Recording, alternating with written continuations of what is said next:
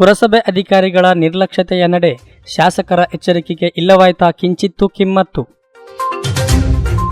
April 17ರಂದು ನಡೆದ ಸಭೆಯಲ್ಲಿ ಪುರಸಭೆಯ ಮುಂಭಾಗದ ಮಳಿಗೆಗಳ ಹರಾಜು ಪ್ರಕ್ರಿಯೆ ಶೀಘ್ರ ಆರಂಭಿಸುವಂತೆ ಸೂಚಿಸಿದ್ದ ಶಾಸಕರ ಮಾತಿಗೆ ಪುರಸಭೆ ಅಧಿಕಾರಿಗಳು ಕಿಂಚಿತ್ತೂ ಸ್ಪಂದಿಸಿಲ್ಲ ಎಂಬ ಆರೋಪ ಕೇಳಿಬಂದಿದೆ.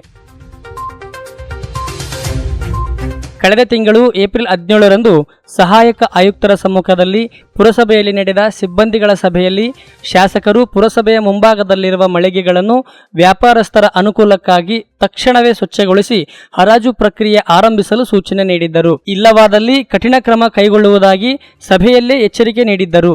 ಆದರೆ ಸಭೆ ನಡೆದು ಹಲವು ದಿನಗಳು ಕಳೆದರೂ ಯಾವುದೇ ರೀತಿಯ ಕ್ರಮ ಕೈಗೊಳ್ಳದ ಹಿನ್ನೆಲೆಯಲ್ಲಿ ಇಂದು ಸಹಾಯಕ ಆಯುಕ್ತರು ಸ್ಥಳಕ್ಕೆ ಭೇಟಿ ನೀಡಿ ಪರಿಶೀಲನೆ ನಡೆಸಿ ಪರಿಸ್ಥಿತಿಯನ್ನು ವೀಕ್ಷಿಸಿದರು.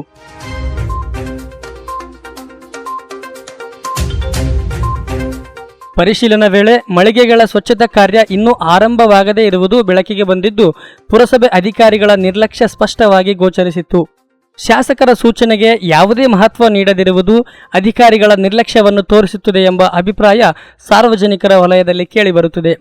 ಪುರಸಭೆ ಅಧಿಕಾರಿಗಳ ಈ ನಿರ್ಲಕ್ಷ್ಯ ನಡೆಗೆ ಶಾಸಕರು ಮಾತಿನಂತೆ ಕ್ರಮ ಕೈಗೊಳ್ಳುತ್ತಾರಾ ಎಂಬುದು ಈಗ ಕಾದು ನೋಡಬೇಕಾದ ವಿಷಯವಾಗಿದೆ.